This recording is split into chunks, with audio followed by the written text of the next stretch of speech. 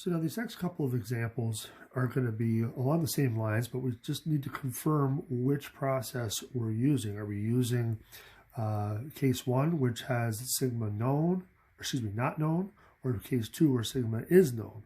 And so we really got to look at the wording to make sure that we put them into the right case. So using the simple random sample of weights of women from data set 1 in appendix B, we obtain these sample statistics. We got n is equal to 40. X bar is equal to 140.22. Research from other sources suggests that the population of weights of women has a standard deviation given by sigma equals 30.86 pounds. So this one is pretty cut and dry because we have sigma is known. So again, so this forces us to use z-scores. So we're using z-scores on this problem, all because the population standard deviation is known.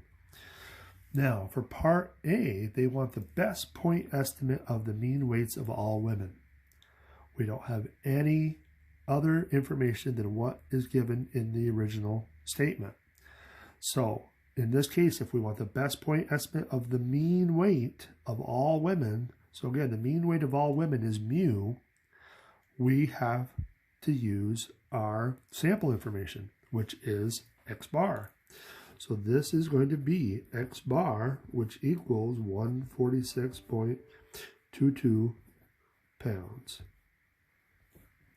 Done. That's all they want. What's your best guess? My best guess is going to be the sample mean. I don't have anything else.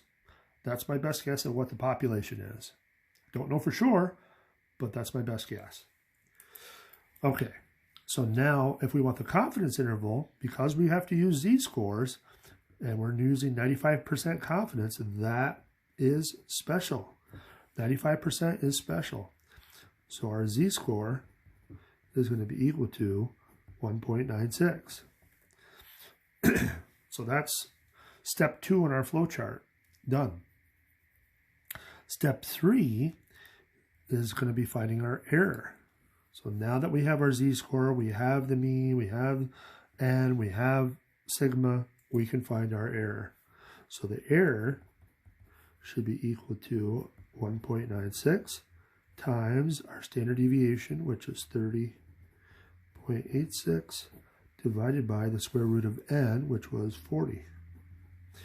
So what's that going to give us? 1.96 times 30.86 divided by 40 square rooted equals 9.5636. 5636. So how many decimal points do we want to use? Better be screaming 2, because everything's got 2, 2, and 2. So we want to use 9.56 pounds. So 9.56 pounds is the error. And so now we can get our confidence interval. So we need our mean, our sample mean, minus our error is less than mu is less than 146. Whoops. Careful with those decimal points.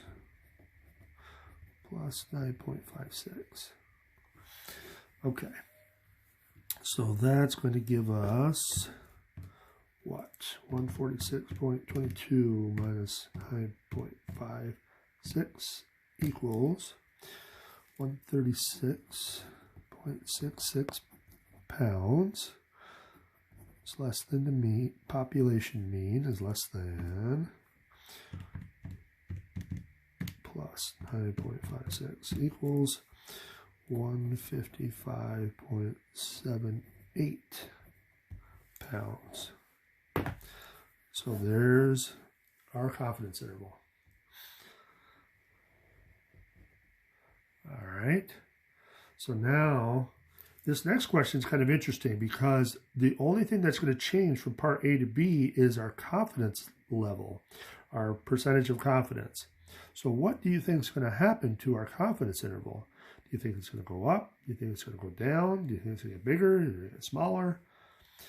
a lot of people think that when we increase our confidence, the interval gets smaller. Well, let's see. So now we got to first determine, are we using case 1 or case 2? So we get a simple random sample of 125 SAT scores. So right off the bat, that's our N. It has a mean of 1522. So again, this sample has a mean of 1522. So this is X bar. Now, they stopped the sentence and they started a new one and said, assume that SAT scores have a standard deviation of 333.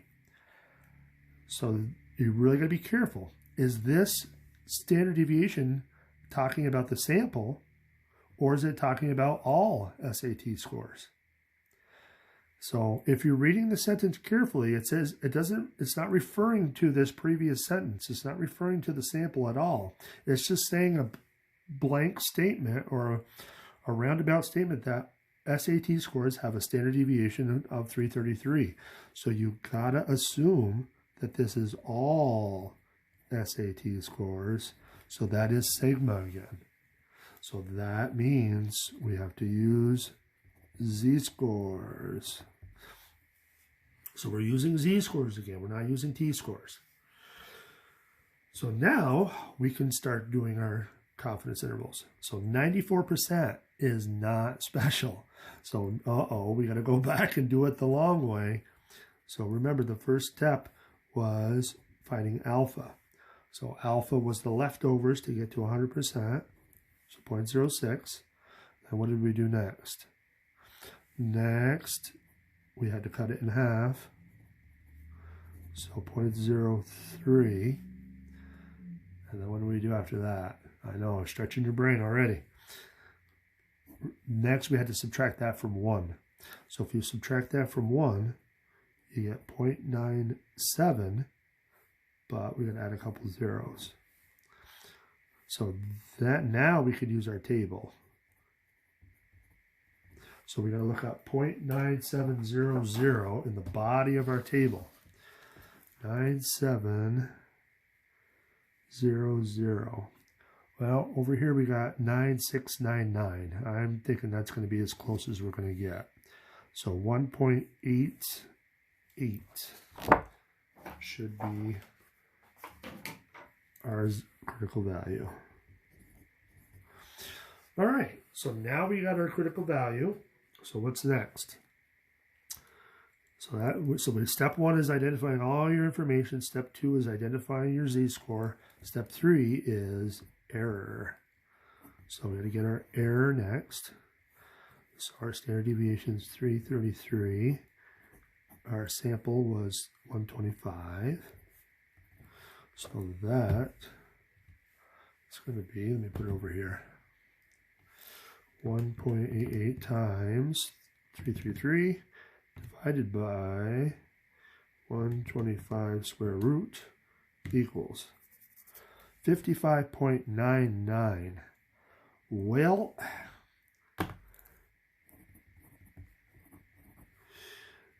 looking at all of our information, 9947, I'm going to say we got whole numbers. Let's round that to 56. Let's make life easier for us. All right, so now the last part is your confidence interval. So we got what? 1522 minus 56 is less than mu. It's less than 1522 plus 56. So what do we get? 1522 minus 56 is 1466. And again, we don't have really good units for this. We'll just put SAT underneath. And so 1522 plus 56, 1578. So there's our confidence interval. So with 94% confidence, we think that the true population mean is in this interval. So let's see what happens when we increase our confidence. Do you think that interval is going to get smaller or bigger?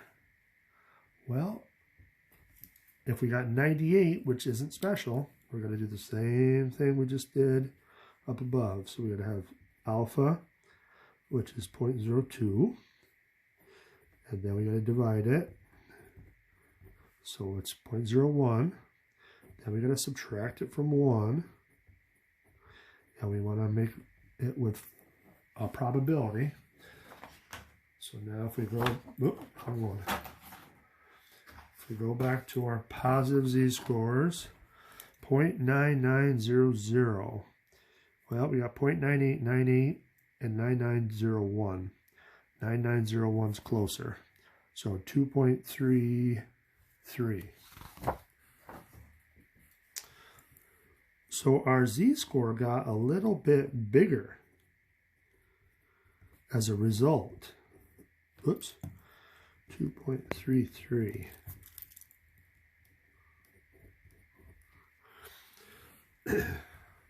So what do you think is going to happen to our error as a result?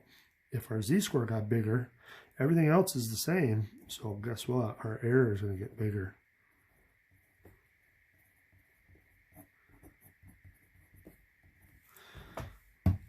Okay, so we get 2.33 times 333 divided by 125 square root equals 69.4.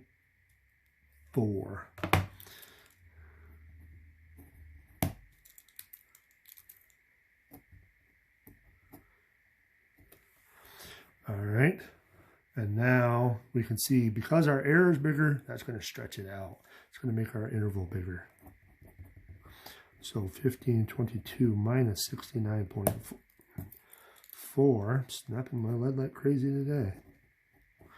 And 1522 plus 69.4. So what do we get? 1522 minus 69.4 equals 15. Oops, can't read right. We'll get it. 1452.6 is less than mu is less than 1522 plus 69.4.